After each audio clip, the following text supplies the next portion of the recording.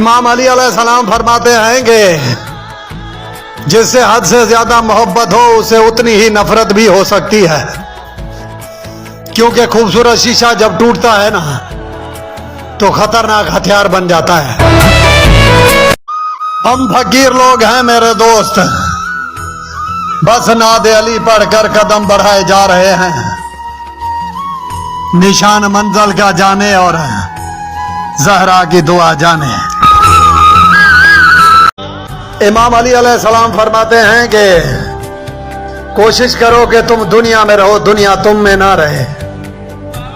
کیونکہ کشتی جب پانی میں رہتی ہے تو خوب تیرتی ہے، لیکن جب پانی کشتی میں آ جائے تو وہ